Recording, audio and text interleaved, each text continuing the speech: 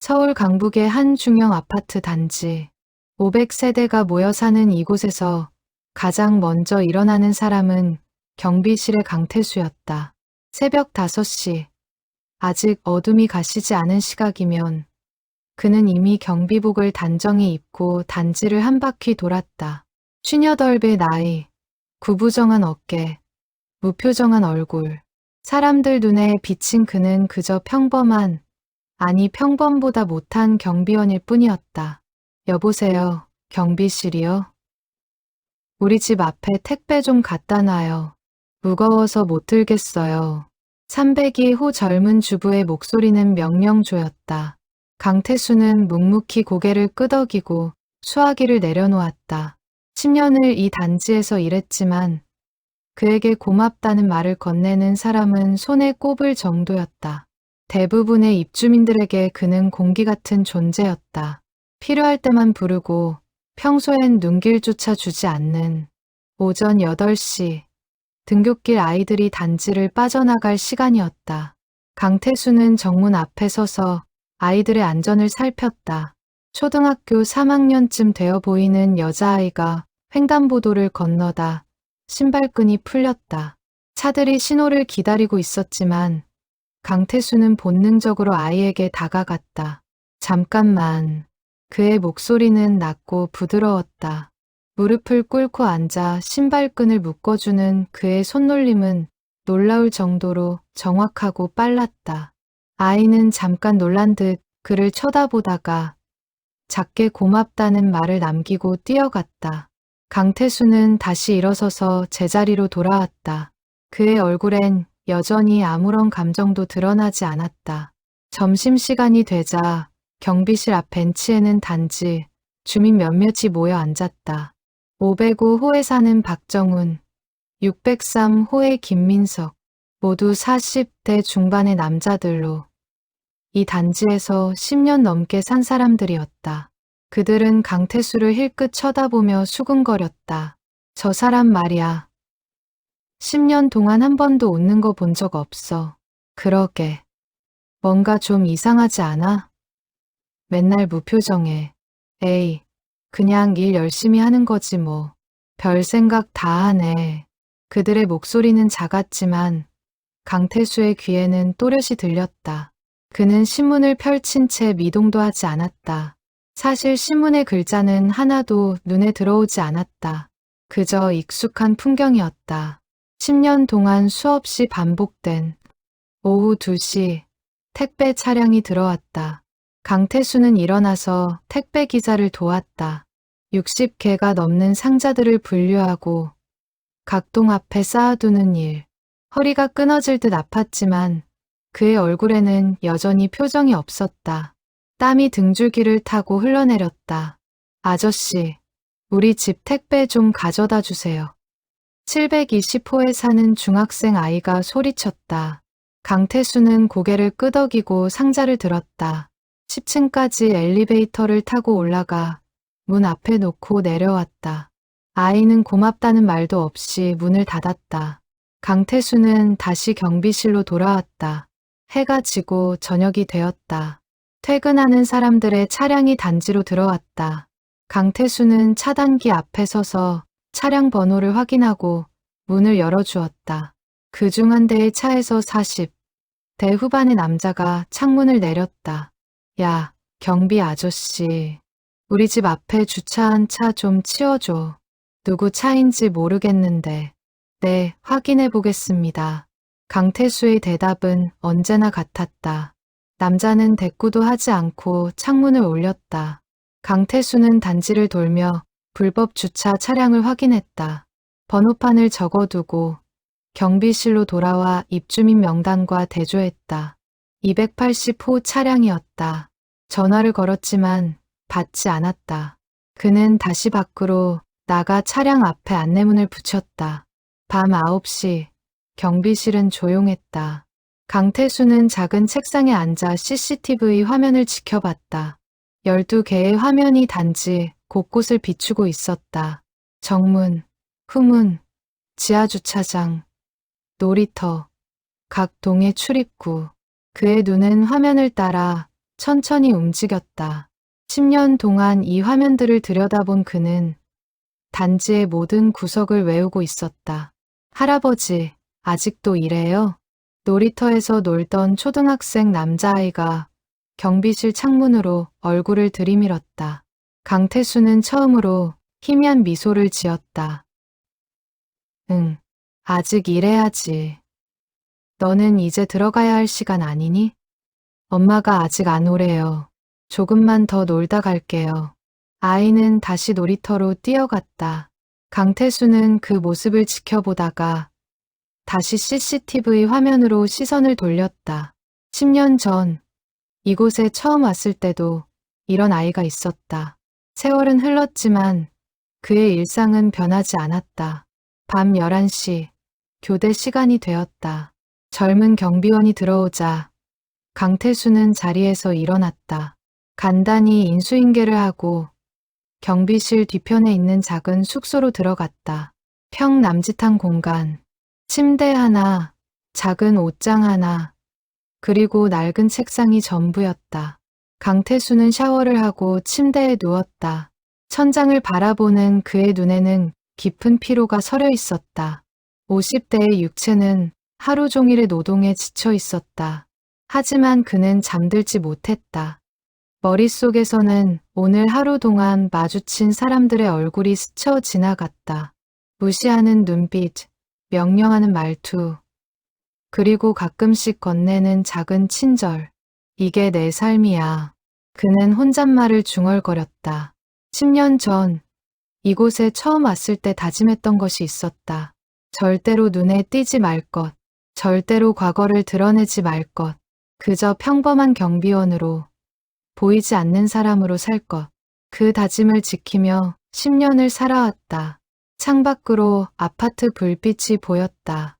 500세대, 수천 명의 사람들이 저 안에서 살아가고 있었다.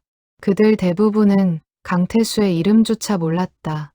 그저 경비 아저씨로만 알고 있을 뿐. 강태수는 그게 편했다. 이름이 없는 존재가 되는 것. 그것이 그가 선택한 삶의 방식이었다.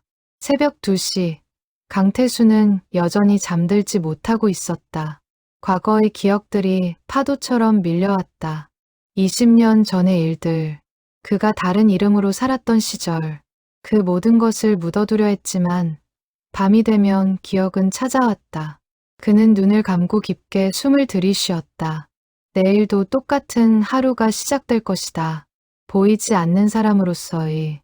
새벽 5시, 강태수는 어김없이 일어났다.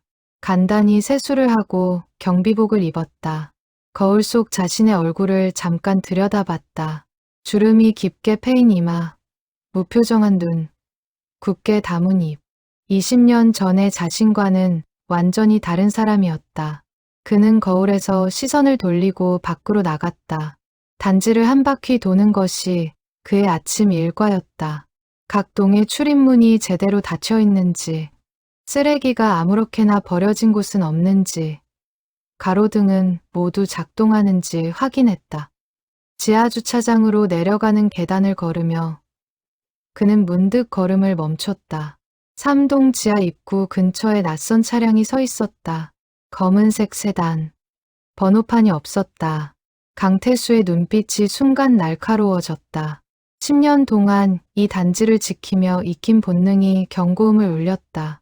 그는 천천히 차량 주변을 돌며 살폈다. 차 안은 비어 있었고 문은 잠겨 있었다. 이상하네. 혼잣말을 중얼거리며 그는 차량 번호를 수첩에 적으려다가 멈췄다. 번호판이 없다는 사실을 다시 한번 확인했다. 일반적인 상황이 아니었다. 그는 경비실로 돌아가 CCTV 영상을 확인했다. 새벽 3시경 차량이 들어온 모습이 보였다. 운전자는 모자를 깊게 눌러쓰고 있어 얼굴이 보이지 않았다. 신고해야 하나. 강태수는 잠시 고민했다. 하지만 곧 고개를 저었다. 자신이 경찰과 관계를 맺는 것은 위험했다. 과거가 드러날 수 있었다. 그는 일단 지켜보기로 했다. 하루 종일 그 차량을 관찰하면서 오전 8시 등굣길 아이들이 나왔다. 그 중에서 650호에 사는 10살 남자아이 윤재가 유난히 강태수의 눈에 띄었다. 지난 며칠 동안 그 아이는 늘 혼자였다. 다른 아이들처럼 친구들과 떠들며 가지 않고 혼자 책가방을 메고 조용히 걸어갔다. 윤재야, 혼자 가니? 강태수가 물었다. 아이는 고개를 끄덕였다. 네, 친구들이랑은 안 맞아요. 그래도 조심해서 가야지. 횡단보도 건널 때 차 잘 보고. 네, 아저씨. 아이는 작게 웃으며 걸어갔다. 강태수는 그 뒷모습을 지켜봤다. 10년 동안 수많은 아이들을 봐왔지만 윤재는 특별히 기억에 남았다. 조용하고 차분한 성격, 어른 같은 눈빛. 오전 10시 택배가 도착했다. 평소보다 많은 양이었다. 강태수는 상자들을 옮기며 땀을 흘렸다. 그때 302 호주부가 나타났다. 아저씨, 우리 집 택배 어디 있어요? 확인해 보겠습니다. 강태수는 명단을 뒤적였다. 302호로 온 택배는 없었다. 아직 도착하지 않은 것 같습니다. 에이, 오늘 온다고 했는데 제대로 확인해 보세요. 여자의 목소리는 짜증으로 가득했다. 강태수는 다시 한번 꼼꼼히 확인했지만 역시 없었다. 정말 없습니다. 내일 다시 확인해 드리겠습니다. 아유, 답답해. 그럼 택배사에 전화해 보세요. 여자는 돌아서며 투덜거렸다. 강태수는 묵묵히 고개를 숙였다. 이런 일은 하루에도 몇 번씩 일어났다. 화풀이 대상이 되는 것에 익숙해져야 했다. 점심시간 경비실에서 도시락을 먹으며 강태수는 다시 CCTV를 확인했다. 지하 주차장의 검은색 세단은 여전히 그대로였다. 아무런 움직임이 없었다. 그는 불안감을 느꼈다. 20년 동안 숨어 살며 익힌 본능이 뭔가 잘못되었다고 속삭였다. 오후 2시, 강태수는 직접 지하주차장으로 내려갔다. 검은색 세단에 다가가 차 안을 다시 살폈다. 뒷좌석에 작은 가방 하나가 보였다.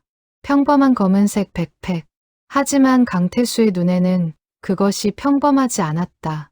가방의 모양, 재질, 그리고 놓인 위치.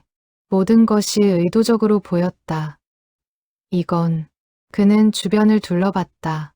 CCTV가 이곳을 비추고 있었지만 사각지대도 분명 존재했다. 20년 전 그가 훈련받았던 모든 것들이 머릿속에서 되살아났다. 감시, 추적, 그리고 함정. 이 차량은 누군가를 기다리고 있었다. 오후 4시, 하교 시간이 되었다. 아이들이 하나둘 단지로 돌아왔다. 강태수는 정문에 서서 아이들을 맞이했다. 그런데 윤재가 보이지 않았다. 평소 같으면 가장 먼저 도착하는 아이였는데 혹시 윤재 봤니? 다른 아이에게 물었지만 고개를 저었다. 학원 간 거 아니에요? 학원. 강태수는 윤재의 어머니에게 전화를 걸었다. 하지만 연결되지 않았다. 불안감이 커졌다. 그는 단지를 돌며 윤재를 찾기 시작했다. 놀이터, 각 동 출입구, 지하주차장. 어디에도 아이는 없었다. 오후 5시, 윤재의 어머니가 경비실로 찾아왔다. 40대 초반의 여성으로 얼굴에는 걱정이 가득했다. 아저씨, 우리 윤재 혹시 봤어요? 학교에서 연락이 왔는데 오늘 결석했대요. 아침에 분명히 학교 간다고 나갔는데 강태수의 가슴이 철렁 내려앉았다. 아침에 봤던 아이의 모습이 떠올랐다. 혼자 걸어가던 뒷모습, 그리고 지하주차장의 검은색 세단. 언제부터 연락이 안 되셨습니까? 아침부터요. 전화도 안 받고 경찰에 신고하셨습니까? 지금 하려고요. 혹시 아저씨는? 여자의 목소리가 떨렸다. 강태수는 침착하게 대답했다. CCTV를 확인해 보겠습니다. 일단 경찰에 신고하시고 제가 조사해 보겠습니다. 여자는 떨리는 손으로 전화기를 꺼냈다. 강태수는 경비실로 돌아가 CCTV 영상을 되돌렸다. 오전 7시 50분. 윤재가 현관문을 나서는 모습이 보였다. 그리고 정문을 향해 걸어갔다. 하지만 정문 CCTV에는 아이가 찍히지 않았다. 중간에 사라졌다. 강태수는 각 구간의 영상을 꼼꼼히 확인했다. 그리고 3동 지하주차장 입구 근처에서 이상한 장면을 발견했다. 윤재가 걸어가다가 갑자기 멈췄다.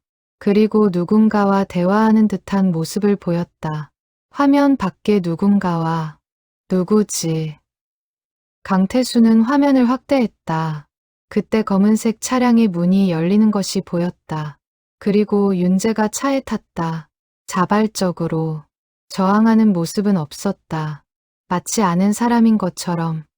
납치다. 강태수의 목소리는 낮고 차가웠다. 20년 동안 봉인했던 무언가가 깨어나기 시작했다. 그는 영상을 다시 돌려 차량을 확인했다. 검은색 세단. 번호판 없음.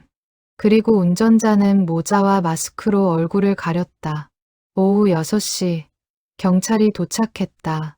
2명의 형사가 경비실로 들어왔다. 강태수는 CCTV 영상을 보여주며 상황을 설명했다. 차량 번호가 없다는 게 이상하네요. 일부러 떼어낸 겁니다. 그럼 계획적인 범죄인가요? 그럴 가능성이 높습니다. 차량 추적은 어렵겠어요. 하지만 주변 도로 CCTV를 확인하면 형사들은 바빠 보였다. 강태수는 더 이상 말하지 않았다. 경찰이 할 일을 자신이 나서서 할 필요는 없었다. 하지만 마음 한편에서는 다른 생각이 들었다. 경찰만으로는 부족할지도 모른다는. 밤 9시. 단지는 술렁였다. 윤재가 실종되었다는 소문이 퍼졌다. 주민들은 불안해하며 자신의 아이들을 더욱 조심시켰다. 강태수는 경비실에 앉아 CCTV를 지켜봤다. 형사들은 이미 돌아갔고 윤재의 어머니는 집에서 울고 있었다. 찾아야 해. 강태수는 혼잣말을 했다. 10년 동안 지켜온 원칙이 흔들리기 시작했다. 눈에 띄지 말 것, 과거를 드러내지 말 것.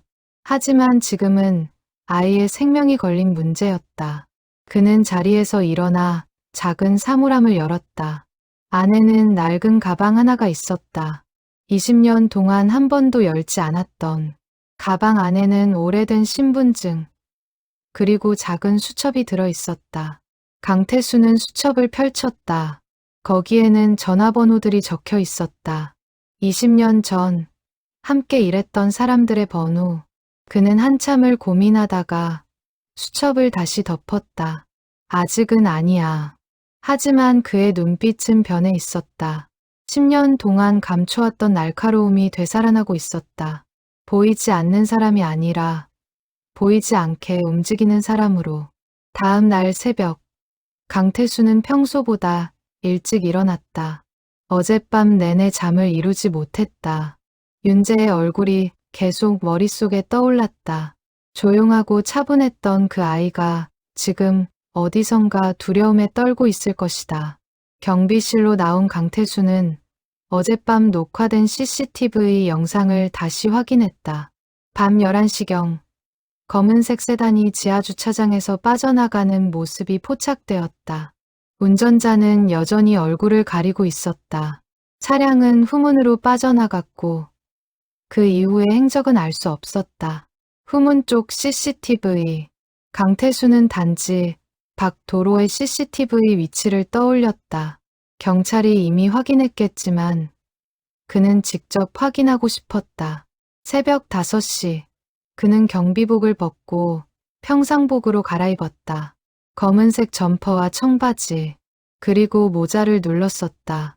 단지를 나선 강태수는 후문에서 100m 떨어진 곳에 있는 편의점으로 향했다. 편의점 앞에는 도로를 비추는 CCTV가 있었다. 그는 편의점 주인에게 양해를 구하고 영상을 확인했다. 어젯밤 11시경 영상 좀 볼 수 있을까요? 저희 단지에서 아이가 실종됐거든요. 아, 그 사건. 알고 있어요. 경찰도 왔다 갔어요. 주인은 흔쾌히 영상을 보여줬다. 강태수는 화면을 응시했다. 밤 11시 5분, 검은색 세단이 지나갔다. 속도는 빠르지 않았고 방향은 북쪽이었다. 강태수는 차량의 특징을 세밀하게 관찰했다. 뒷범퍼에 작은 찌그러짐이 있었다. 왼쪽 사이드미러에 스티커 자국. 이 정도면 충분했다. 감사합니다. 강태수는 편의점을 나와 북쪽 방향으로 걸었다. 이 시간 도로는 한산했다. 그는 천천히 주변을 살폈다. 20년 전 훈련받았던 추적 기술이 자연스럽게 되살아났다. 주변 환경을 읽고 상대의 행동 패턴을 예측하는 것. 오전 8시, 강태수는 단지로 돌아왔다. 윤재의 어머니가 경비실 앞에서 기다리고 있었다. 얼굴은 창백했고 눈은 충혈되어 있었다. 아저씨, 혹시 뭔가 아신 거 있어요? 경찰에서 조사 중입니다. 조금만 기다려 보시죠. 기다려요? 내 아들이 어디 있는지도 모르는데. 여자의 목소리는 절규에 가까웠다. 강태수는 조용히 그녀의 어깨에 손을 얹었다. 찾아드리겠습니다. 정말 찾을 수 있어요? 네, 약속드립니다.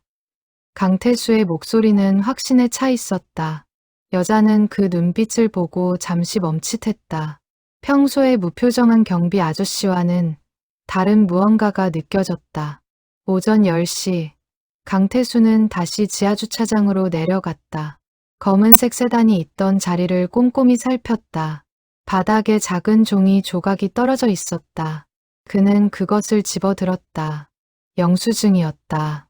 날짜는 이틀 전, 장소는 강북의 한 주유소. 강북. 강태수는 영수증을 주머니에 넣고 주유소 위치를 확인했다. 단지에서 10km 떨어진 곳이었다. 그는 즉시 그곳으로 향하기로 했다. 하지만 먼저 경비 교대를 해야 했다. 점심시간 후임 경비원에게 업무를 인계하고 강태수는 단지를 나섰다. 버스를 타고 주유소로 향했다. 차창 밖 풍경을 보며 그는 20년 전의 기억을 떠올렸다. 추적 임무를 맡았던 날들. 그때는 국가를 위해 일했다. 지금은 한 아이를 위해 오후 1시 주유소에 도착했다. 강태수는 주유소 직원에게 검은색 세단에 대해 물었다. 이틀 전쯤 번호판 없는 검은색 세단이 여기서 주유했을 텐데요. 번호판 없는 차. 그런 차는 기억 안 나는데요. CCTV 영상 확인해 볼 수 있을까요? 직원은 난색을 표했다. 강태수는 지갑에서 10,000원짜리 몇 장을 꺼냈다. 아이가 실종됐습니다.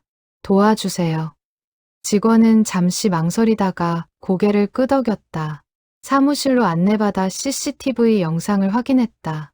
이틀 전 오후 3시경 검은색 세단이 들어왔다. 운전자는 남자였고 40대로 보였다. 모자를 쓰고 있었지만 얼굴 윤곽은 어렴풋이 보였다. 이 사람. 강태수는 화면을 멈추고 남자의 얼굴을 자세히 봤다. 낯익은 느낌이 들었다. 어디선가 본 것 같았다. 그는 영상을 휴대폰으로 촬영하고 주유소를 나왔다. 오후 3시, 강태수는 단지로 돌아오는 길에 작은 인쇄소에 들렀다. 촬영한 영상에서 캡처한 남자의 얼굴 사진을 출력했다. 화질은 좋지 않았지만 윤곽은 알아볼 수 있었다. 40대 중반, 각진 턱, 짙은 눈썹. 누구지? 강태수는 사진을 들여다보며 기억을 더듬었다. 20년 전 함께 일했던 사람들의 얼굴이 스쳐갔다. 하지만 확실하지 않았다. 그는 사진을 주머니에 넣고 단지로 돌아왔다. 오후 5시 경비실로 돌아온 강태수는 후임 경비원으로부터 업무를 인수받았다. 그리고 CCTV를 다시 확인했다. 오늘 하루 동안 단지에는 별다른 이상이 없었다. 하지만 그의 마음은 불안했다. 시간이 지날수록 윤재를 찾을 가능성은 줄어들고 있었다. 저녁 7시 윤재의 어머니가 다시 경비실을 찾았다. 손에는 전단지가 들려 있었다. 실종 아동 찾기 전단지. 윤재의 사진과 함께 특징이 적혀 있었다. 이걸 단지에 붙여도 될까요? 그러세요. 제가 도와드리겠습니다. 강태수는 전단지를 받아들고 단지 곳곳에 붙이기 시작했다. 각 동 출입구, 게시판, 엘리베이터 안, 전단지를 붙이며 그는 윤재의 얼굴을 다시 한번 새겼다. 반드시 찾아야 했다. 밤 9시, 강태수는 경비실에 앉아 주유소에서 찍은 남자의 사진을 다시 봤다. 그리고 문득 떠오르는 것이 있었다. 5년 전, 단지의 한 남자가 찾아왔었다. 30대 후반으로 보였고, 강태수를 보더니 놀란 표정을 지었다. 그리고 황급히 돌아섰다. 그때 그 사람. 강태수는 5년 전 CCTV 영상을 찾았다. 오래된 기록이라 화질은 더 나빴지만 남자의 모습은 확인할 수 있었다. 사진 속 남자와 비슷했다. 아니, 같은 사람이었다. 5년이 지나 나이가 들었지만 윤곽은 같았다. 왜 그때 날 보고 놀랐을까? 강태수의 머릿속에서 퍼즐 조각들이 맞춰지기 시작했다. 그 남자는 자신을 알고 있었다. 20년 전의 자신을. 그렇다면 과거와 연결된 사람이다. 그리고 지금 윤재를 데려간 것도 우연이 아닐 수 있다. 날 노린 건가? 강태수의 눈빛이 차갑게 가라앉았다. 만약 이것이 자신을 겨냥한 범죄라면 윤재는 미끼였다. 자신을 끌어내기 위한. 그는 사물함을 열고 낡은 가방을 꺼냈다. 더 이상 망설일 시간이 없었다. 가방 안에서 오래된 휴대폰을 꺼냈다. 배터리는 방전되어 있었다. 충전기를 연결하고 전원을 켰다. 화면이 천천히 켜졌다. 20년 동안 꺼져 있던 전화기. 그 안에는 과거로 향하는 문이 있었다. 이제 시작이다. 강태수는 수첩을 펴고 전화번호를 찾았다. 첫 번째로 걸어야 할 사람. 20년 전 마지막으로 통화했던 사람. 그의 손가락이 번호를 누르기 시작했다. 전화기 너머로 신호음이 울렸다. 1번, 2번, 3번. 강태수의 심장이 빠르게 뛰었다. 20년 만의 통화. 과연 상대방이 받을까? 5번째 신호음이 끝나갈 무렵 누군가 전화를 받았다. 여보세요. 목소리는 낮고 경계심이 가득했다. 강태수는 잠시 침묵했다가 입을 열었다. 나야, 강태수. 전화기 너머로 숨소리가 거칠어지는 것이 들렸다. 몇 초간의 침묵이 흘렀다. 자네, 살아있었나? 살아있어. 도움이 필요해. 20년 만에 연락해서 도움이 필요하다고? 무슨 일인가? 아이가 납치됐어. 내가 지키던 아파트 단지의 아이야. 그런데 범인이 날 아는 것 같아. 자네를? 20년 전에 자네를 말하는 건가? 그래. 5년 전에도 한번 나타났었어. 날 보고 놀라더니 도망갔지. 그리고 지금 다시 나타났어. 전화기 너머의 남자는 한숨을 내쉬었다. 자네가 숨어 지낸 이유를 알고 있네. 그 사건 이후로 자네를 찾는 사람들이 많았어. 누구지? 조직 내부의 사람들이야. 자네가 증언하면 곤란해지는 사람들. 그들은 자네를 제거하려 했어. 강태수는 이를 악물었다. 20년 전의 기억이 생생하게 떠올랐다. 그가 목격한 것, 그리고 증언하려 했던 것. 하지만 누군가 그를 막으려 했고, 그는 도망칠 수밖에 없었다.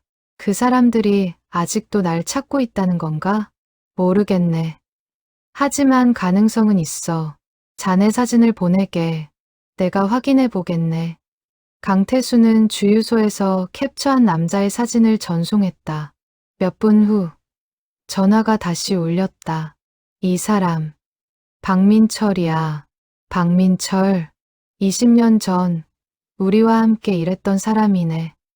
자네가 사라진 후 그도 조직을 떠났어. 하지만 이유는 달랐지. 그는 돈 때문에 떠났네. 돈. 조직 내부 정보를 팔아넘겼어. 그리고 도망쳤지. 우리가 그를 찾으려 했지만 실패했어. 강태수의 머릿속이 복잡해졌다. 박민철, 20년 전 함께 훈련받고 임무를 수행했던 동료. 하지만 그가 배신자였다니. 왜 지금 내게 나타난 거지? 아마도 복수일 거야. 자네가 증언하려 했던 사건, 기억하나? 그 사건에 박민철도 연루되어 있었어. 자네가 증언했다면 그도 끝장이었지. 그래서 지금 내게 복수하려는 건가? 그럴 가능성이 크네. 조심하게. 박민철은 위험한 사람이야. 전화가 끊겼다. 강태수는 휴대폰을 내려놓고 깊게 숨을 들이쉬었다. 복수. 20년 전의 일이 지금 윤재를 위험에 빠뜨렸다. 그는 주먹을 쥐었다. 자신 때문에 아이가 고통받고 있다는 죄책감이 밀려왔다. 반드시 구해낸다. 강태수는 자리에서 일어나 가방을 뒤졌다. 안에는 낡은 공책이 하나 있었다. 20년 전 마지막 임무 때 기록했던 것들. 그는 공책을 펼쳤다. 거기에는 당시 조사했던 사람들의 명단이 적혀 있었다. 그리고 박민철의 이름도 있었다. 거점. 강태수는 박민철이 사용했던 은신처를 떠올렸다. 강북의 한 낡은 건물. 당시에는 창고로 위장했지만 실제로는 비밀 거점이었다. 혹시 지금도 그곳을 사용하고 있을까? 새벽 2시, 강태수는 단지를 나섰다. 택시를 잡아타고 강북으로 향했다. 차창 밖으로 어두운 거리가 스쳐 지나갔다. 20년 만에 다시 과거로 돌아가는 기분이었다. 오전 3시, 목적지에 도착했다. 낡은 건물은 여전히 그 자리에 있었다. 외관은 더 낡아 보였지만 구조는 같았다. 강태수는 건물 주변을 천천히 돌며 살폈다. 1층 창문에 희미한 불빛이 보였다. 누군가 있어. 강태수는 건물 뒤편으로 돌아갔다. 비상계단이 있었다. 녹슬었지만 아직 사용할 수 있었다. 그는 조심스럽게 계단을 올라갔다. 2층으로 향하는 문은 잠겨 있었다. 하지만 강태수에게는 문제가 되지 않았다. 주머니에서 작은 도구를 꺼내 자물쇠를 땄다. 문이 열렸다. 복도는 어두웠고 먼지가 쌓여 있었다. 강태수는 천천히 안으로 들어갔다. 발소리가 나지 않도록 조심하며. 복도 끝에서 목소리가 들렸다. 언제까지 기다려야 하는 거야? 남자의 목소리였다. 박민철의 목소리. 강태수는 숨을 죽이고 가까이 다가갔다. 방 안에는 2사람이 있었다. 박민철과 또 다른 남자. 조금만 더 기다려. 강태수가 움직일 거야. 아이를 미끼로 쓴 이상 그는 나타날 수밖에 없어. 그 새끼 20년 동안 숨어 살았다며? 정말 나타날까? 나타날 거야. 내가 아니까. 박민철의 목소리는 확신에 차 있었다. 강태수는 주먹을 쥐었다. 윤재는 어디에 있는 걸까? 방 안을 살폈지만 아이의 모습은 보이지 않았다. 아이는 어디 있어? 또 다른 남자가 물었다. 안전한 곳에. 강태수가 나타나면 그때 데려올 거야. 죽이지는 말라고. 아이는 무죄야. 알아. 난 복수가 목적이지. 살인자가 되려는 게 아니야. 강태수는 뒤로 물러났다. 윤재가 여기 없다면 다른 곳에 있다는 뜻이었다. 안전한 곳. 어디일까? 그는 건물을 빠져나와 다시 생각했다. 박민철이 사용할 만한 장소. 새벽 4시. 강태수는 20년 전의 기록을 다시 뒤졌다. 박민철이 자주 사용했던 장소들. 그중 한 곳이 떠올랐다. 강 근처의 폐공장. 당시 감시 임무를 위해 사용했던 곳이었다. 거기다. 강태수는 즉시 그곳으로 향했다. 택시를 타고 강변으로 갔다. 해가 뜨기 직전 어스름한 하늘 아래 폐공장이 보였다. 녹슨 철문, 깨진 유리창, 무너진 벽. 20년의 세월이 건물을 폐허로 만들었다. 강태수는 조심스럽게 공장 안으로 들어갔다. 1층은 텅 비어 있었다. 하지만 2층으로 올라가는 계단에서 발자국이 보였다. 최근의 것이었다. 그는 계단을 올라갔다. 2층 끝방. 문이 살짝 열려 있었다. 강태수는 숨을 죽이고 안을 들여다봤다. 작은 침대 위에 아이가 누워 있었다. 윤재였다. 손발이 묶여 있었고 입에는 천이 물려 있었다. 하지만 숨은 쉬고 있었다. 살아 있었다. 강태수는 방 안을 살폈다. 감시 카메라가 보였다. 모서리에 설치된 작은 카메라. 박민철이 지켜보고 있다는 뜻이었다. 강태수는 카메라를 향해 걸어갔다. 그리고 렌즈를 정면으로 응시했다. 나야, 박민철. 원하는 게 뭐지? 카메라 뒤편에서 스피커가 울렸다. 강태수, 드디어 나타났군. 20년 만이야. 아이를 풀어줘. 날 원하는 거라면 아이는 필요 없잖아. 그렇지. 하지만 아직은 안 돼. 우선 우리 이야기부터 하자고. 무슨 이야기? 20년 전일 말이야. 내가 증언하려 했던 그 사건. 넌 나를 팔아넘기려 했지. 강태수는 침착하게 대답했다. 난 진실을 말하려 했을 뿐이야. 넌 조직을 배신했어.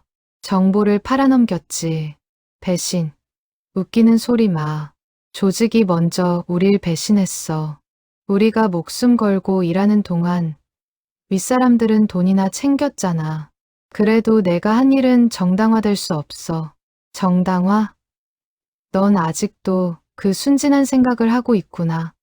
세상은 내가 생각하는 것만큼 단순하지 않아. 강태수는 더 이상 대꾸하지 않았다. 박민철과의 대화는 의미가 없었다. 지금 중요한 건 윤재를 구하는 것이었다. 조건이 뭐야? 아이를 풀어주는 조건. 간단해. 내가 날 죽여. 강태수는 눈을 가늘게 떴다. 무슨 소리야? 20년 동안 도망다니며 살았어. 이제 지쳤어. 하지만 혼자 죽기는 억울하잖아. 그래서 생각했지. 내 손에 죽는 것도 나쁘지 않겠다고. 미쳤구나. 미쳤다고? 그래, 미쳤을지도 몰라. 하지만 이게 내 조건이야. 날 죽여. 그럼 아이를 살려줄게. 스피커가 꺼졌다. 강태수는 카메라를 노려봤다. 박민철의 제안은 함정이었다. 하지만 다른 선택지가 없었다. 그는 윤재에게 다가가 묶인 손을 풀어줬다. 아이는 눈을 떴다. 아저씨, 괜찮아. 이제 안전해. 강태수는 아이를 안아 일으켰다. 그리고 밖으로 나가려는 순간 문이 닫혔다. 철컹. 자동 잠금 장치였다. 아직 끝나지 않았어. 강태수. 박민철의 목소리가 다시 울렸다. 게임을 시작하지. 철문이 굳게 잠긴 방 안. 강태수는 윤재를 자신의 뒤로 감췄다. 아이는 여전히 떨고 있었지만 울지 않았다. 10살 아이답지 않게 침착했다. 아저씨, 우리 나갈 수 있어요? 나갈 수 있어. 걱정하지 마. 강태수는 방 안을 살폈다. 창문은 쇠창살로 막혀 있었고 문은 전자 잠금 장치로 봉쇄되어 있었다. 카메라는 여전히 그들을 지켜보고 있었다. 완벽한 감옥이었다. 강태수 들리나? 스피커에서 박민철의 목소리가 흘러나왔다. 들려. 20년 동안 숨어 살며 뭘 배웠는지 보여줘. 여기서 나가려면 3가지 시험을 통과해야 해. 시험? 첫 번째는 지금부터 30분 안에 문을 열어야 해. 그렇지 않으면 방 안에 가스가 차기 시작할 거야. 수면 가스지. 죽지는 않아. 하지만 깨어나면 이미 늦었겠지. 강태수는 문을 살폈다. 전자 잠금 장치는 최신형이었다. 단순히 따는 것으로는 불가능했다. 비밀번호나 지문 인식이 필요했다. 비밀번호는 6자리야. 힌트를 줄게. 우리가 함께 마지막으로 임무를 수행한 날짜. 강태수는 20년 전을 떠올렸다. 박민철과 함께한 마지막 임무. 그날은 2004년 6월 15일이었다. 그는 숫자판에 24615를 눌렀다. B. 틀렸다는 신호음이 울렸다. 오답. 2번의 기회가 더 있어. 3번 틀리면 문은 영구 잠금돼. 강태수는 다시 생각했다. 마지막 임무가 아니라 마지막으로 함께 있었던 날일 수도 있었다. 그날은 2004년 6월 20일이었다. 24620을 눌렀다. B. 다시 틀렸다. 한 번 남았어. 신중하게 생각해. 강태수는 숨을 깊이 들이쉬었다. 윤재가 그의 옷자락을 꼭 잡고 있었다. 아이의 떨리는 손이 느껴졌다. 그는 다시 집중했다. 박민철이 말한 함께의 의미. 임무가 아니라 개인적인 날일 수도 있었다. 박민철의 생일. 강태수는 기억을 더듬었다. 6월 28일. 그날 함께 술을 마셨던 기억이 났다. 마지막으로 동료로서 함께했던 날. 그는 062팔을 눌렀다. 찰칵. 문이 열렸다. 통과. 예상보다 빨랐어. 역시 넌 머리가 좋아. 강태수는 윤재의 손을 잡고 복도로 나왔다. 하지만 복도 끝에는 또 다른 문이 있었다. 그리고 그 앞에는 유리벽이 세워져 있었다. 유리 너머로 물이 차오르기 시작했다. 2번째 시험이야. 저 문을 열려면 물속에 잠긴 스위치를 눌러야 해. 하지만 조심해. 물은 1분에 1m씩 차오를 거야. 5분 안에 스위치를 찾지 못하면 물은 천장까지 차오르지. 강태수는 유리벽을 살폈다. 두께는 약 5cm. 총알도 막을 수 있는 강화 유리였다. 깰 수 없었다. 물속으로 들어가는 수밖에 없었다. 윤재야, 여기서 기다려. 아저씨, 위험해요. 괜찮아. 금방 돌아올게. 강태수는 옷을 벗고 유리문을 열었다. 차가운 물이 발목까지 차올랐다. 그는 깊게 숨을 들이쉬고 물속으로 들어갔다. 눈을 뜨고 바닥을 살폈다. 희미한 조명 아래 스위치가 보였다. 바닥 한가운데. 숨을 참고 물속으로 잠수했다. 물은 빠르게 차올랐다. 이미 허리까지 올라왔다. 강태수는 스위치에 손을 뻗었다. 하지만 스위치는 보호 케이스 안에 있었다. 케이스를 열려면 나사를 풀어야 했다. 젠장. 물 밖으로 나와 숨을 쉬었다. 물은 이미 가슴까지 차올랐다. 시간이 없었다. 그는 다시 잠수했다. 주머니에서 작은 드라이버를 꺼내 나사를 돌렸다. 손이 떨렸다. 물의 저항 때문에 힘이 제대로 들어가지 않았다. 윤재가 유리 너머에서 지켜보고 있었다. 아이의 얼굴은 창백했다. 강태수는 이를 악물고 계속 나사를 돌렸다. 마지막 나사가 풀렸다. 케이스가 열렸고 스위치가 드러났다. 강태수는 스위치를 눌렀다. 찰칵. 복도 끝 문이 열렸다. 동시에 물이 빠지기 시작했다. 그는 물 밖으로 나와 크게 숨을 쉬었다. 윤재가 달려왔다. 아저씨. 괜찮아. 이제 마지막이야. 둘은 열린 문을 통과했다. 그곳은 넓은 홀이었다. 천장이 높고 벽은 콘크리트로 되어 있었다. 홀 중앙에 의자 하나가 놓여 있었다. 그리고 그 의자에 박민철이 앉아 있었다. 드디어 만났군. 박민철은 천천히 일어섰다. 40대 중반의 남자. 얼굴에는 세월의 흔적이 깊게 새겨져 있었다. 하지만 눈빛은 여전히 날카로웠다. 아이를 보내줘. 이제 우리 둘만의 문제야. 그래. 하지만 마지막 시험부터 통과해야지. 박민철이 손짓하자 홀 천장에서 무언가 내려왔다. 밧줄이었다. 밧줄 끝에는 권총이 매달려 있었다. 3번째 시험이야. 저 권총으로 날 쏴. 그럼 아이를 보내줄게. 강태수는 밧줄을 바라봤다. 권총은 그의 키보다 높은 곳에 매달려 있었다. 뛰어올라야 닿을 수 있었다. 왜 이러는 거야? 박민철. 왜? 20년 동안 생각했어. 내가 증언했다면 내 인생은 어땠을까? 감옥에 갇혔을까? 아니면 죽었을까? 어느 쪽이든 끝이었지. 그래서 도망쳤어. 하지만 도망치는 삶은 지옥이야. 넌 알잖아. 숨어 사는 게 얼마나 고통스러운지. 그래. 알아. 하지만 그건 내가 선택한 길이야. 선택. 난 선택한 적 없어. 조직이 날 버렸어. 그래서 살아남으려고 발버둥 쳤을 뿐이야. 강태수는 더 이상 대꾸하지 않았다. 그는 뛰어올라 밧줄을 잡았다. 권총을 꺼내 들었다. 탄창을 확인했다. 7탄이 장전되어 있었다.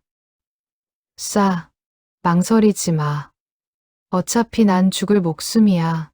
박민철이 양팔을 벌렸다. 가슴을 완전히 드러냈다. 강태수는 권총을 겨눴다. 하지만 방아쇠를 당기지 않았다. 못 쏘겠어. 왜? 복수할 기회잖아. 20년 동안 내 인생을 망친 사람을 죽일 수 있어. 넌 내 인생을 망친 게 아니야. 난 스스로 선택했어. 숨어 사는 것도, 평범하게 사는 것도. 박민철의 얼굴이 일그러졌다. 거짓말. 넌 분명 날 원망했을 거야. 원망했어. 하지만 그게 널 죽일 이유는 아니야. 강태수는 권총을 내렸다.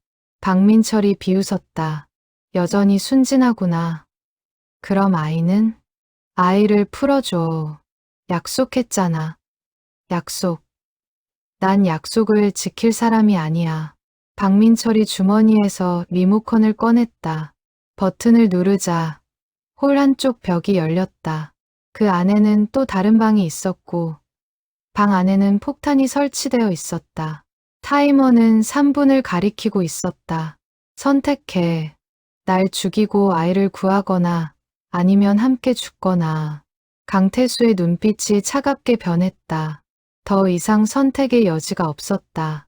그는 권총을 들어 박민철의 다리를 쏘았다. 탕. 총성이 울렸다. 박민철이 비명을 지르며 쓰러졌다. 윤재야, 저리로 뛰어가. 강태수는 아이를 출구 쪽으로 밀어냈다. 그리고 박민철에게 달려가 리모컨을 빼앗았다. 하지만 리모컨에는 정지 버튼이 없었다. 타이머는 계속 줄어들고 있었다. 20년 전처럼 넌 또 도망칠 거야. 박민철이 신음하며 말했다. 강태수는 그를 내려다봤다. 아니, 이번엔 끝까지 간다. 그는 폭탄이 있는 방으로 뛰어갔다. 폭탄은 복잡하게 배선되어 있었다. 강태수는 배선을 살폈다. 빨간 선, 파란 선, 노란 선. 20년 전 훈련받았던 기억이 떠올랐다. 어느 선을 끊어야 하는지. 타이머는 1분을 가리켰다. 강태수는 빨간 선을 잡았다. 하지만 망설였다. 만약 틀리면 즉시 폭발할 것이다. 그는 눈을 감고 깊게 숨을 들이쉬었다. 믿어야 해. 그는 빨간 선을 끊었다. 찰칵. 타이머가 멈췄다. 강태수는 안도의 한숨을 내쉬었다. 윤재가 뒤에서 지켜보고 있었다. 아저씨. 성공했어요. 그래. 이제 나가자. 강태수는 아이의 손을 잡고 홀을 빠져나갔다. 박민철은 바닥에 쓰러진 채 신음하고 있었다. 강태수는 그를 한번 돌아봤다. 경찰을 부를 거야. 치료받고 벌 받아. 치료, 벌, 웃기는 소리. 박민철이 힘없이 웃었다. 강태수는 더 이상 그를 보지 않았다. 윤재를 데리고 건물을 빠져나갔다. 밖에는 새벽 햇살이 비치고 있었다. 긴 밤이 끝났다. 경찰차 사이렌 소리가 폐공장 앞을 가득 메웠다. 강태수는 윤재를 구급차에 태우고 담요를 덮어줬다. 아이는 피곤해 지쳐 있었지만 다행히 큰 부상은 없었다. 아저씨, 고마워요. 윤재가 작은 목소리로 말했다. 강태수는 아이의 머리를 쓰다듬어 줬다. 괜찮아. 이제 안전해. 아저씨는 경비 아저씨가 아니죠? 아이의 질문에 강태수는 잠시 멈칫했다. 10살 아이의 눈빛이 너무나 또렷했다. 왜 그렇게 생각하니? 총도 쏘고 폭탄도 해체하고 보통 사람은 못하잖아요. 강태수는 씁쓸하게 웃었다. 예전에 다른 일을 했었어. 하지만 지금은 그냥 경비 아저씨야. 비밀이 있었구나. 응. 모두에게는 비밀이야. 너만 알고 있어. 윤재는 고개를 끄덕였다. 아이의 입가에 작은 미소가 번졌다. 그때 윤재의 어머니가 달려왔다. 얼굴은 눈물로 범벅이 되어 있었다. 윤재야. 엄마. 모자가 껴안았다. 강태수는 뒤로 물러나 그 모습을 지켜봤다. 가슴 한쪽이 따뜻해졌다. 10년 동안 경비원으로 살면서 처음 느끼는 감정이었다. 아저씨, 정말 감사합니다. 어떻게 감사드려야 할지. 윤재의 어머니가 강태수에게 허리를 깊이 숙였다. 강태수는 손을 저었다. 제 일이었습니다. 단지를 지키는 게 제 일이니까요. 하지만 괜찮습니다. 윤재가 무사해서 다행입니다. 형사 한 명이 강태수에게 다가왔다. 강태수 씨, 진술이 필요합니다. 서에 같이 가주시죠. 네, 알겠습니다. 경찰서로 가는 차 안. 강태수는 창밖을 바라봤다. 해가 완전히 떠올랐다. 새로운 하루가 시작되었다. 하지만 그의 마음은 무거웠다. 이제 모든 것이 드러날 것이다. 20년 동안 숨겨온 과거가. 경찰서 조사실.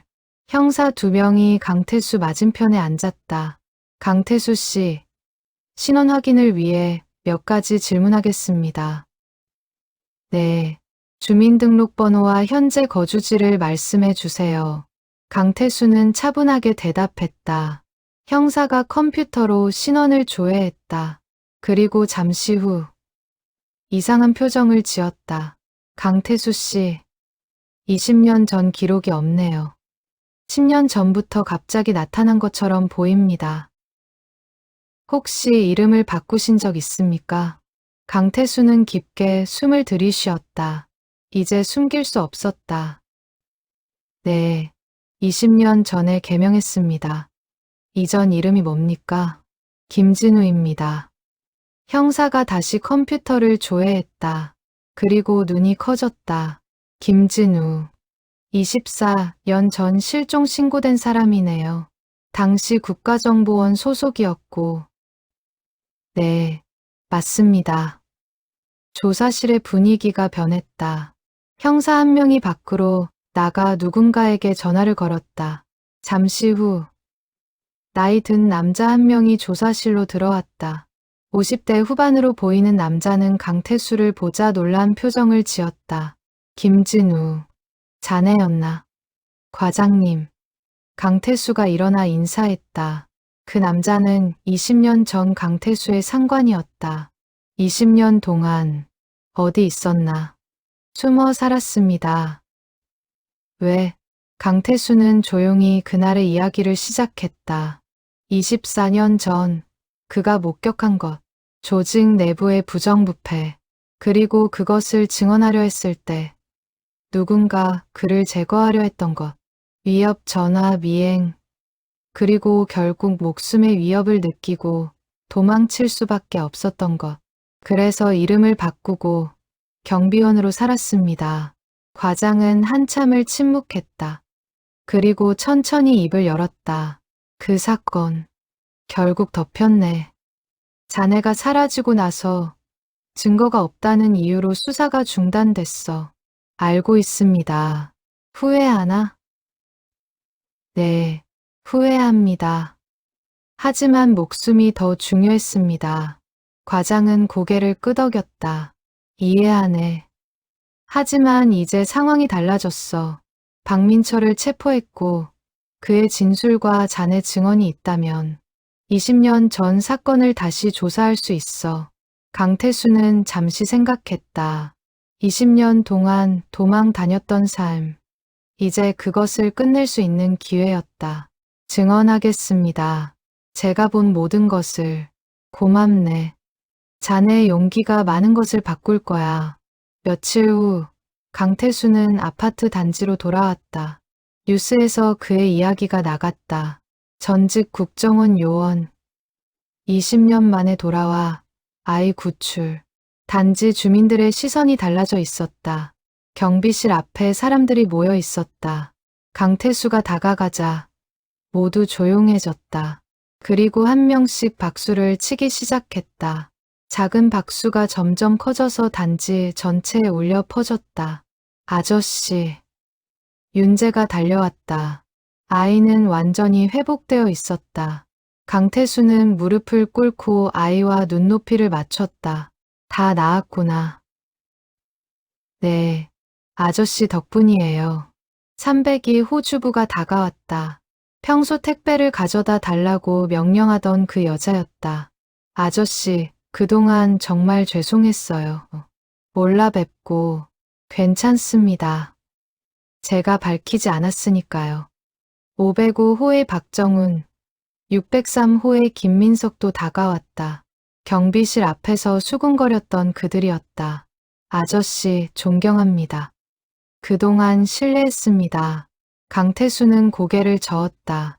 다들 몰랐던 거니까요.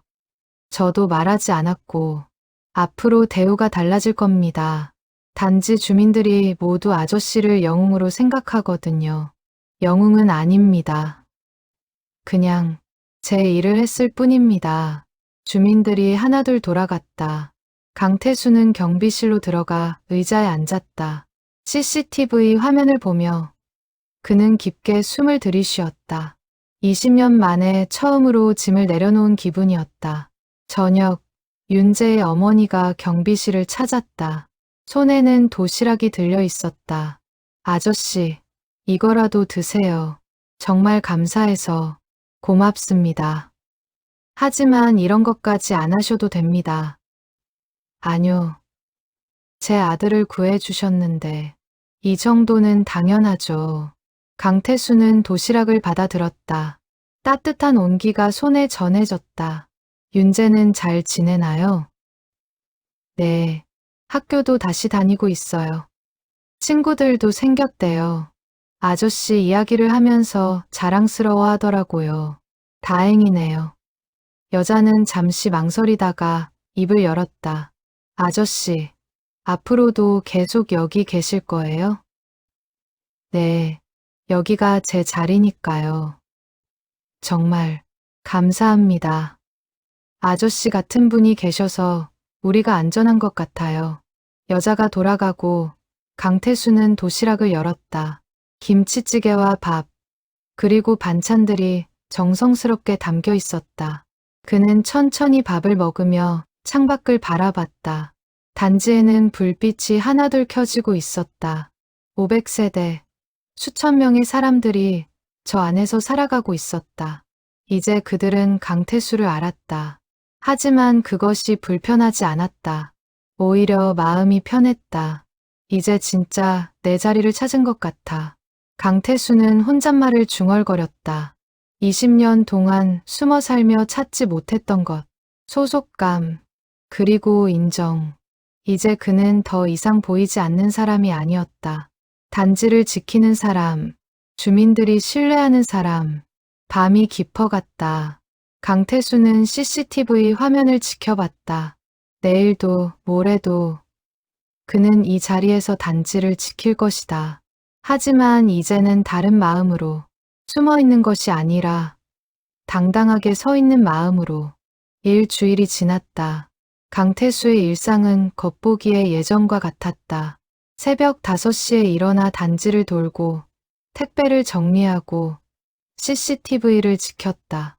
하지만 주민들의 태도는 완전히 달라져 있었다.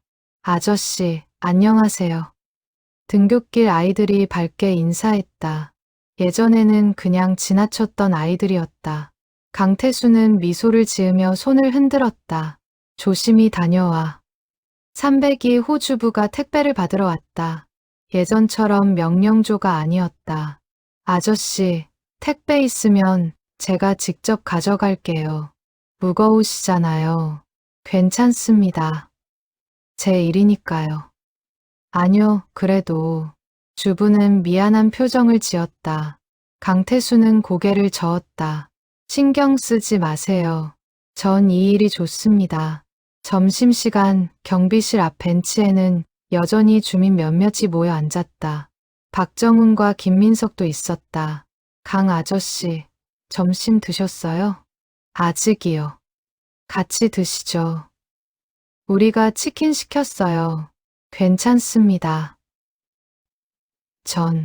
에이, 한번 같이 먹어요. 그동안 대접 한번 못 해드렸잖아요. 강태수는 결국 고개를 끄덕였다. 함께 치킨을 먹으며 그들은 자연스럽게 이야기를 나눴다. 날씨, 아파트 관리비, 아이들 학교 이야기. 평범한 대화였지만 강태수에게는 특별했다. 10년 만에 처음으로 주민들과 동등하게 대화하는 것이었다. 그런데 아저씨, 정말 국정원에서 일하셨어요? 김민석이 조심스럽게 물었다. 강태수는 잠시 망설이다가 고개를 끄덕였다. 오래전 일이에요. 지금은 그냥 경비원입니다. 대단하시네요. 그런 일을 하셨으면 여기서 경비 일하시기 힘드셨을 텐데. 아뇨. 이 일이 저한테는 맞습니다. 조용하고 평화롭고 그래도 주민들이 함부로 대한 거 정말 죄송해요. 박정훈이 진심 어린 목소리로 말했다. 강태수는 손을 저었다. 괜찮습니다. 다들 몰랐으니까요. 오후 단지 관리사무소 소장이 경비실을 찾았다. 50대 중반의 남자로 평소에는 경비원들을 대수롭지 않게 대했다. 강 씨, 잠깐 얘기 좀 합시다. 네, 소장님. 사무실로 올라가자. 소장은 서류 한 장을 내밀었다. 이거 읽어보세요. 서류에는 강태수의 급여, 인상 내용이 적혀 있었다. 기본급이 30% 올랐다. 이건 주민대표회의에서 결정한 겁니다. 강 씨가 우리 단지를 지켜준 것에 대한 감사의 표시라고 하더군요. 감사합니다. 하지만 전 그냥 제 일을 알아요. 하지만 받으세요. 당연한 겁니다. 그리고 개인적으로 사과하고 싶습니다. 그동안 무시했던 것. 소장은 고개를 숙였다. 강태수는 당황했다. 고개 드세요. 괜찮습니다. 아뇨. 반성했습니다. 사람을 겉모습으로만 판단했던 것을. 저녁, 강태수는 숙소로 돌아와 서류를 다시 봤다. 급여 인상. 10년 동안 한 번도 없었던 일이었다. 그는 서류를 접어 서랍에 넣었다. 돈이 중요한 게 아니었다. 인정받는다는 느낌이 좋았다. 며칠 후 검찰에서 연락이 왔다. 20년 전 사건에 대한 본격적인 조사가 시작된다는 내용이었다. 강태수는 검찰청으로 출석했다. 조사실에서 검사가 질문했다. 김진우 씨, 24년 전 목격한 사건에 대해 상세히 진술해 주세요. 강태수는 천천히 이야기를 시작했다.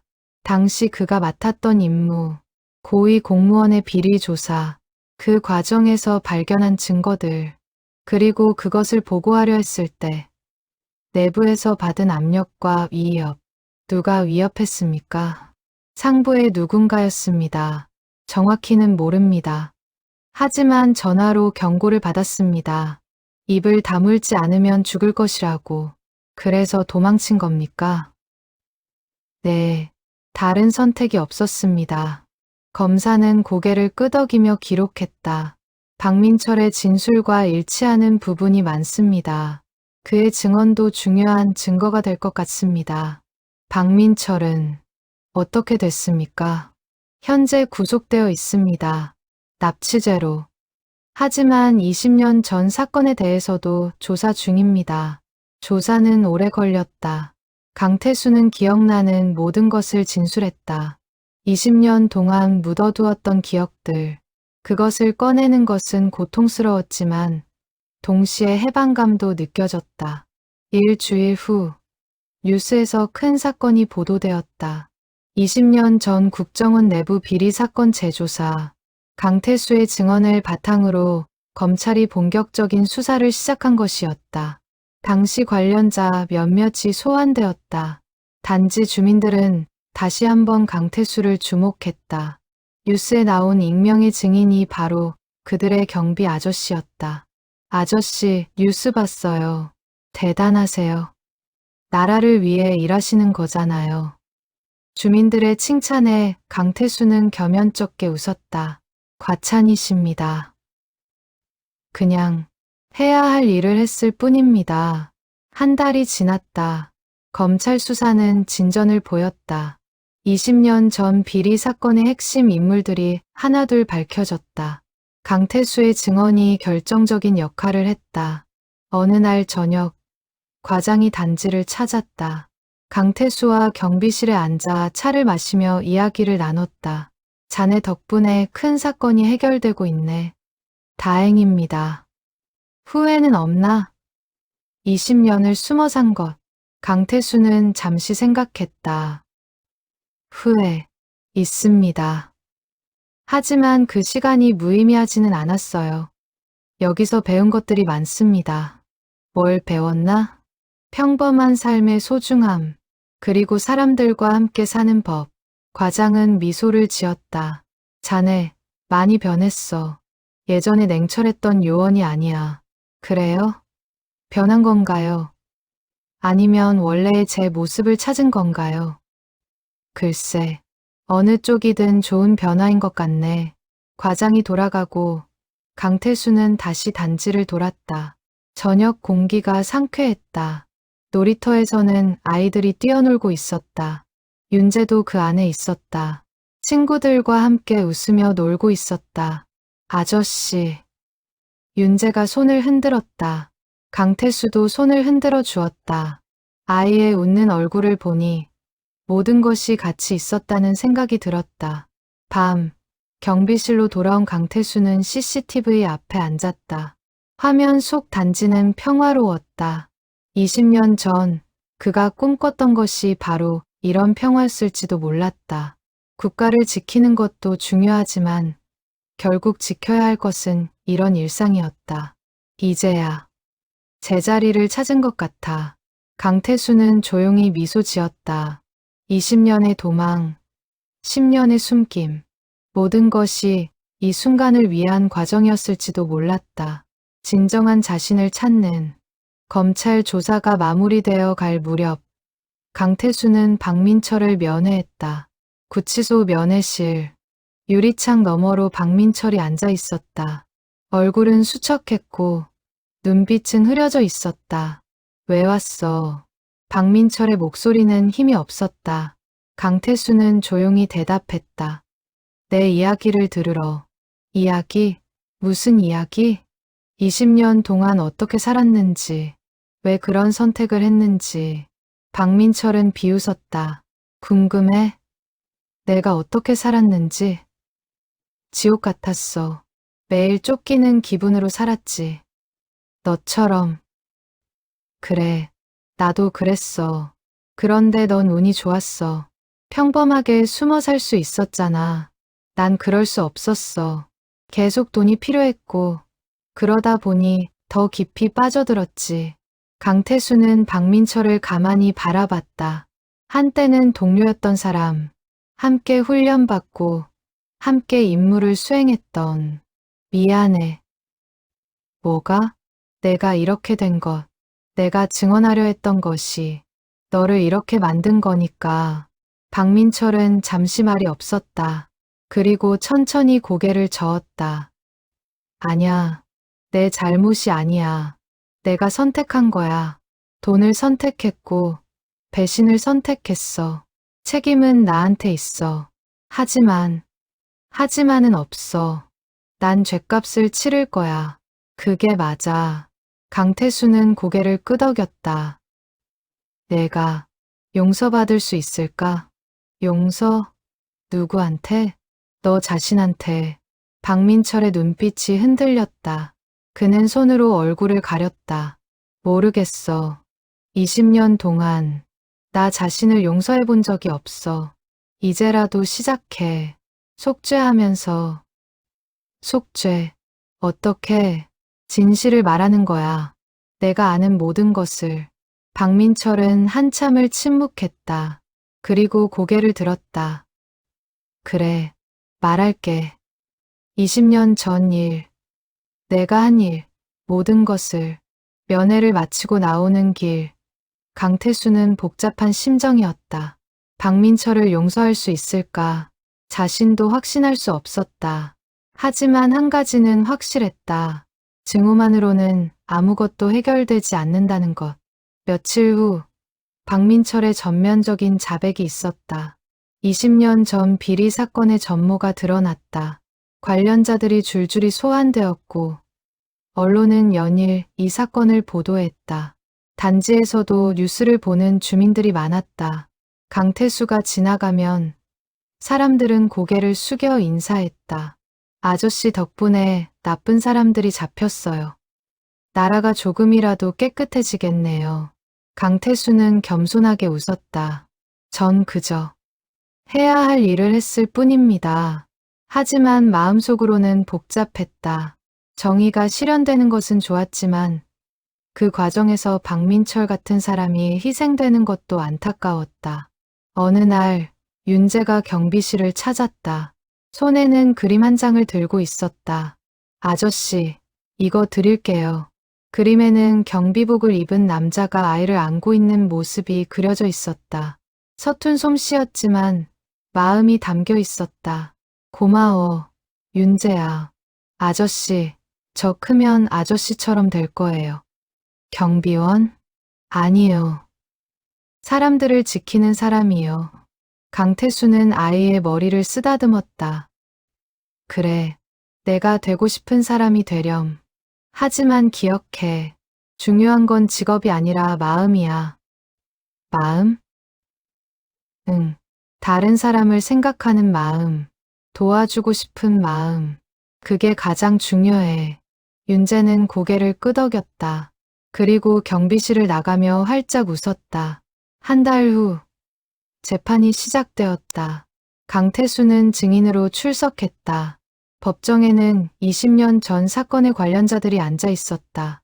당시 고위 공무원이었던 사람들, 지금은 나이가 들어 70대가 된 사람들도 있었다. 증인은 24년 전 피고인들의 비리를 목격했습니까? 네, 목격했습니다. 구체적으로 설명해 주시겠습니까? 강태수는 차분하게 증언했다. 당시 수집한 증거들, 목격한 장면들, 그리고 위협받았던 일들. 법정은 조용했다. 모두가 그의 증언에 귀를 기울였다. 재판이 끝나고 강태수는 법원을 나섰다. 계단 아래에서 누군가 기다리고 있었다. 20년 전 사건 피해자의 가족이었다. 감사합니다. 20년 만에 진실이 밝혀졌습니다. 늦어서 죄송합니다. 아니요. 늦지 않았습니다. 진실은 언젠가 드러나기 마련이니까요. 가족은 깊게 고개를 숙였다. 강태수도 고개를 숙였다. 서로의 고통을 이해하는 침묵이 흘렀다. 단지로 돌아오는 길. 강태수는 하늘을 올려다봤다. 맑은 가을 하늘이었다. 20년 만에 처음으로 마음이 가벼웠다. 짐을 내려놓은 기분이었다. 경비실에 도착하자 주민대표 몇몇이 기다리고 있었다. 강 씨, 잠깐 시간 좀 내주시겠어요? 네, 무슨 일이신가요? 주민대표회의에서 결정한 사항이 있습니다. 강 씨를 명예 주민으로 추대하기로 했습니다. 명예 주민이요? 네, 우리 단지를 지켜준 공로를 인정해서요. 그리고 이것도 드립니다. 주민대표가 감사패를 내밀었다. 단지를 지킨 영웅, 강태수님께라고 적혀 있었다. 이건 너무 과분합니다. 아뇨, 당연한 겁니다. 받아주세요. 강태수는 감사패를 받아들었다. 무거웠다. 물리적인 무게가 아니라 의미의 무게가. 감사합니다. 소중히 간직하겠습니다. 저녁, 강태수는 숙소에 감사패를 걸었다. 그리고 침대에 누워 천장을 바라봤다. 20년의 여정이 떠올랐다. 도망, 숨김, 그리고 드러남. 모든 과정이 이 순간을 위한 것이었을까? 아직 끝난 게 아니야. 강태수는 혼잣말을 했다. 속죄는 계속되어야 했다. 매일매일 성실하게 살아가는 것, 사람들을 지키는 것, 그것이 그의 속죄 방식이었다. 새벽, 강태수는 다시 일어났다. 경비복을 입고 단지를 돌았다. 어둠 속에서도 모든 것이 익숙했다. 10년 동안 걸었던 길, 앞으로도 계속 걸을 길, 이제 당당하게 걸을 수 있어. 강태수는 고개를 들고 걸었다. 더 이상 숨을 필요가 없었다. 과거를 인정하고 현재를 살아가는 것, 그것이 진정한 자유였다. 재판은 석 달간 계속되었다. 강태수는 여러 차례 증인으로 출석했다. 매번 같은 질문, 같은 대답. 하지만 지치지 않았다. 이것이 그의 책임이라고 생각했다. 어느 날 판결이 났다. 20년 전 비리 사건의 주범들에게 유죄 판결이 내려졌다. 징역형과 벌금형. 뉴스는 이를 대서특필했다. 정의는 늦었지만 실현되었습니다. 앵커의 멘트가 울려 퍼졌다. 강태수는 경비실에서 뉴스를 봤다. 마음 한편이 무거웠다. 정의가 실현된 것은 좋았지만 많은 사람들이 상처받았다. 며칠 후 과장이 다시 단지를 찾았다. 자네 덕분에 큰 사건이 마무리됐네. 제 역할을 했을 뿐입니다. 겸손하군. 그런데 하나 제안이 있네. 제안이요? 복직하지 않겠나? 우리 조직에서 자네 같은 사람이 필요해. 강태수는 잠시 생각했다. 복직. 20년 전의 삶으로 돌아가는 것. 하지만 그는 고개를 저었다. 감사합니다. 하지만 전 이곳이 좋습니다. 여기, 경비 1위? 네, 이곳에서 제 자리를 찾았거든요. 과장은 의외라는 표정을 지었다. 그래? 정말 후회 없나? 없습니다. 20년 전의 일은 필요했지만 지금의 일도 필요합니다. 사람들을 지키는 거니까요. 과장은 미소를 지었다. 알겠네. 자네의 선택을 존중하겠네. 하지만 언제든 마음이 바뀌면 연락하게. 감사합니다. 계절이 바뀌어 겨울이 왔다. 단지에는 눈이 내렸다. 강태수는 새벽부터 눈을 치웠다. 주민들이 미끄러지지 않도록. 아저씨, 이른 아침부터 고생하시네요. 출근하는 주민이 말했다. 강태수는 웃으며 대답했다. 괜찮습니다. 이게 제 일이니까요. 덕분에 우리가 편하게 다닙니다. 감사해요. 작은 감사의 말. 하지만 강태수에게는 큰 의미였다. 인정받는다는 것, 필요한 사람이라는 것. 크리스마스가 다가왔다. 단지에는 트리가 세워졌고 불빛이 반짝였다. 주민들이 경비실 앞에 모였다. 강씨, 이거 받으세요. 주민들이 모금해서 준비한 선물이었다. 두꺼운 외투와 장갑, 그리고 감사 카드. 이건 너무 과분합니다. 아뇨. 늘 고생하시는데 이 정도는 해야죠. 강태수는 선물을 받아들었다. 카드를 펼쳐봤다. 주민들의 서명이 빼곡히 적혀 있었다. 감사합니다. 고맙습니다. 사랑합니다. 눈가가 뜨거워졌다. 정말 감사합니다. 그날 밤 강태수는 외투를 입고 단지를 돌았다. 따뜻했다. 외투 때문만이 아니었다. 사람들의 마음 때문이었다. 새해가 밝았다. 강태수는 경비실 앞에서 새해 첫 일출을 봤다. 주민 몇몇도 함께 있었다. 새해 복 많이 받으세요, 아저씨. 여러분도요. 해가 떠올랐다. 새로운 한 해의 시작. 강태수는 다짐했다. 올해도 성실하게 살겠다고, 사람들을 지키겠다고. 봄이 오고 단지에는 꽃이 피었다. 강태수는 화단을 가꿨다. 예전에는 하지 않았던 일이었다. 하지만 이제는 달랐다. 단지가 아름다워지는 것이 기뻤다. 아저씨, 꽃 예뻐요. 아이들이 소리쳤다. 강태수는 미소 지었다. 그치, 아저씨가 심은 거야. 우와, 대단해요. 작은 칭찬. 하지만 강태수에게는 큰 행복이었다. 어느 날 윤재가 성적표를 들고 왔다. 아저씨 봐요. 전교 10등이에요. 우와, 정말 잘했구나. 아저씨가 응원해줘서요. 열심히 했어요. 강태수는 아이의 머리를 쓰다듬었다. 계속 열심히 해. 넌 잘할 수 있어. 윤재는 활짝 웃었다. 그 웃음을 보며 강태수는 생각했다. 자신이 구한 것은 아이의 목숨만이 아니었다. 아이의 미래도 구한 것이었다. 여름이 왔다. 단지에는 더위가 기승을 부렸다. 강태수는 노인들을 위해 그늘막을 설치했다. 아이고, 고맙습니다. 덕분에 시원하네요. 천만에요. 건강 조심하세요. 노인들과 이야기를 나누며 강태수는 많은 것을 배웠다. 삶의 지혜, 인내, 그리고 감사. 가을이 다시 왔다.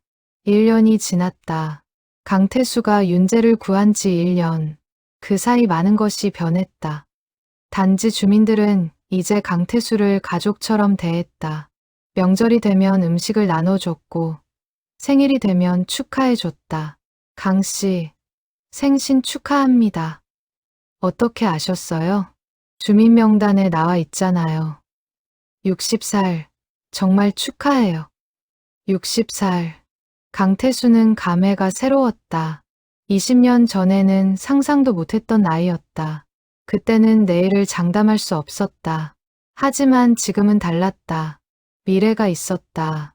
저녁, 주민들이 경비실 앞에 모여 작은 파티를 열어줬다.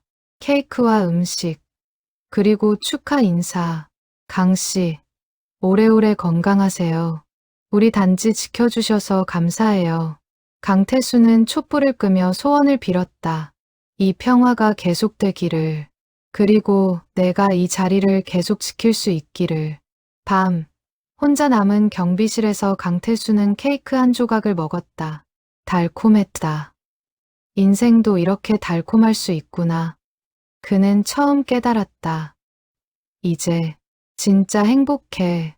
강태수는 혼잣말을 했다. 20년 동안 찾지 못했던 것. 행복. 그것을 이곳에서 찾았다. 평범한 일상 속에서 2년이 흘렀다. 강태수는 여전히 단지의 경비원이었다. 60이 새가 되었지만 여전히 건강했다. 매일 새벽 5시에 일어나 단지를 돌았다. 아저씨, 안녕하세요. 이제 중학생이 된 윤재가 인사했다. 키가 많이 컸다. 강태수의 어깨쯤 왔다. 오, 많이 컸네. 이제 아저씨랑 비슷하겠는걸. 아직 멀었어요. 근데 아저씨는 안 늙으시네요. 늙지. 다만 안 보일 뿐이야. 둘은 웃었다. 편안한 웃음이었다. 가족 같은 웃음이었다. 단지에는 새로운 주민들도 이사를 왔다. 강태수는 그들을 맞이하며 단지를 안내했다. 어디에 쓰레기를 버리면 되나요? 여기 보이는 분리수거장입니다. 요일별로 다르니 공지를 확인하세요. 감사합니다. 그런데 혹시 강태수 씨세요? 네, 맞습니다. 소문 들었어요. 아이를 구한 영웅이시죠? 영웅은 아니고요. 그냥 경비원입니다. 겸손하시네요. 앞으로 잘 부탁드립니다. 새 주민도 강태수를 존중했다. 단지의 전설 같은 존재로. 어느 날 관리사무소에서 회의가 열렸다. 강태수도 참석하라는 요청을 받았다. 무슨 일인가요? 단지 보안 시스템을 업그레이드 하려고 합니다. 강 씨 의견을 듣고 싶어서요. 회의에서 강태수는 전문적인 의견을 제시했다. CCTV 사각지대, 출입 통제 시스템, 비상 대응 절차. 20년 전 익힌 지식이 빛을 발했다. 역시 전문가시네요. 이대로 진행하겠습니다. 강태수의 의견은 전폭적으로 받아들여졌다. 그는 단순한 경비원이 아니라 단지 보안의 총책임자 같은 존재가 되었다. 봄이 왔다. 단지에는 벚꽃이 폈다. 주민들은 꽃 구경을 나왔다. 강태수도 함께 걸었다. 아저씨, 같이 사진 찍어요. 윤재가 스마트폰을 꺼냈다. 강태수는 처음에는 사양했지만 결국 함께 찍었다. 사진 속 둘은 활짝 웃고 있었다. 이거 제 보물이에요. 평생 간직할 거예요. 윤재의 말에 강태수는 뭉클했다. 나도 너를 만난 게 큰 행운이야. 저도요, 아저씨. 여름, 강태수는 아이들을 위해 물놀이 시설을 점검했다. 안전이 최우선이었다. 모든 장비를 꼼꼼히 확인하고 위험 요소를 제거했다. 아저씨 덕분에 안전하게 놀 수 있어요. 조심해서 놀아야 해. 항상 어른과 함께 있고 아이들의 웃음소리가 단지에 울려 퍼졌다. 강태수는 그 소리를 들으며 미소 지었다. 이것이 그가 지키는 것이었다. 아이들의 웃음, 가족들의 평화, 가을, 단지에서 축제가 열렸다. 주민화합축제. 강태수는 준비위원으로 참여했다. 강씨, 무대는 여기 설치하면 될까요? 네, 좋습니다. 하지만 비상구는 확보해야 합니다. 역시 세심하시네요. 알겠습니다. 축제 당일, 단지는 사람들로 북적였다. 음식 부스, 공연 무대, 게임 코너, 모두가 즐거워했다. 강씨, 무대에 올라오세요. 사회자가 강태수를 불렀다. 당황한 그는 손을 저었지만 주민들의 박수에 결국 무대에 올랐다. 강태수 씨께 감사패를 드립니다. 2년 동안 우리 단지를 지켜주신 공로를 인정하여 또 한 장의 감사패. 강태수는 받아들었다. 주민들의 박수가 쏟아졌다. 감사합니다. 저도 여러분 덕분에 행복합니다. 강태수의 목소리가 떨렸다. 감정이 북받쳤다. 앞으로도 열심히 지키겠습니다. 이 단지를, 여러분을. 박수는 더 커졌다. 환호성도 터져 나왔다. 강태수는 고개를 숙여 인사했다. 겨울이 다시 왔다. 강태수는 크리스마스 트리를 설치했다. 주민들과 함께, 아저씨, 여기 별 달아주세요. 알았어. 잘 봐. 강태수는 사다리에 올라 트리 꼭대기에 별을 달았다. 불이 켜지자 단지가 환해졌다. 와, 아이들의 감탄, 어른들의 박수. 강태수는 내려와 함께 트리를 바라봤다. 예쁘다. 누군가의 감탄에 강태수는 고개를 끄덕였다. 그래, 정말 예쁘다. 새해 첫날, 강태수는 또 일출을 봤다. 이번에는 더 많은 주민들이 함께였다. 새해 복 많이 받으세요. 서로 인사를 나눴다. 강태수도 주민들에게 인사했다. 올해도 잘 부탁드립니다. 저희야말로요. 강씨, 해가 떠올랐다. 새로운 한 해, 강태수는 다짐했다. 올해도, 내년도, 그 이후로도 이 자리를 지키겠다고. 며칠 후, 과장이 마지막으로 단지를 찾았다. 오랜만이네, 자네. 과장님, 어떻게, 은퇴하네. 그래서 작별 인사하러 왔어. 은퇴요? 그래, 이제 쉬어야지. 자네는? 전 계속 여기 있을 겁니다. 평생? 아마도요. 과장은 웃었다. 자네, 정말 행복해 보이네. 네, 행복합니다. 부럽군. 난 아직도 찾지 못했는데 과장님도 곧 찾으실 겁니다. 은퇴하시면. 둘은 악수를 나눴다. 긴 악수였다. 20년의 인연을 담은 건강하게 자네. 과장님도요. 과장이 떠나고 강태수는 다시 경비실로 돌아왔다. CCTV 화면을 봤다. 단지는 평화로웠다. 저녁, 강태수는 일기를 썼다. 10년 전부터 시작한 습관이었다. 오늘도 평화로운 하루였다. 주민들이 행복해 보여서 나도 행복했다. 이것이 내가 원했던 삶이다. 평범하지만 의미 있는. 일기를 덮고 강태수는 창밖을 바라봤다. 단지에는 불빛이 켜져 있었다. 따뜻한 불빛들. 그 안에서 사람들이 살아가고 있었다. 지킬 거야. 계속. 강태수는 혼잣말을 했다. 그의 눈빛은 확고했다. 20년 전 도망쳤던 남자는 이제 없었다. 지금은 단지를 지키는 수호자. 주민들이 신뢰하는 사람. 밤이 깊어갔다.